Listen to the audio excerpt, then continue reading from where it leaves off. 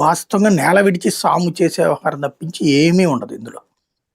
ఈ మాటలు కొత్తగా తెలియాల్సిన అవసరం ఏం లేదు. లేకపోతే ఎవరి సర్వే ద్వారానో తెలుసుకోవాల్సిన అవసరం. ప్రభుత్వం చేసిన సర్వేలోనే 51% ఎట్లుందంటే, ప్రైవేట్ సర్వేలో చూస్తే 30% సానుకూలత ఉంటది. బేసిక్ అంశం ఏంటంటే, ఒక దుష్ప్రచారంతో విజయం సాధ్యమైంది.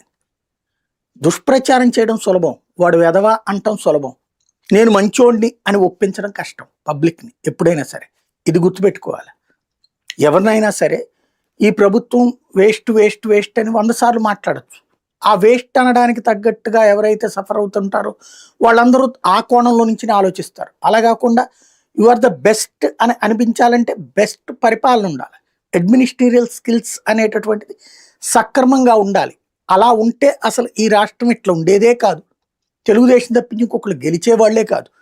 యాక్చువల్‌గా ఒకప్పుడు తెలుగుదేశం పార్టీ ప్రజాప్రతినిధులు అంటే తమ జేబులో నుంచి రూపాయి తీసి ఖర్చు పెట్టేవాళ్ళు. ఇప్పుడు లైక్ బుచ్చయ్య చౌదరో లేకపోతే ఇదివరకు ఆ మొలపూడి హరిశ్చంద్ర ప్రసాద్ ఇట్లాంటి వాళ్ళు అందరూ ఓ రోడ్డుకి అప్పట్లో జన్మభూమి చంద్రబాబు గారు ఓ పద్ధతి తెచ్చారు. మీరు ఒక ₹50 ఖర్చు పెడితే ప్రభుత్వం ఒక ₹50 ఇస్తుందని.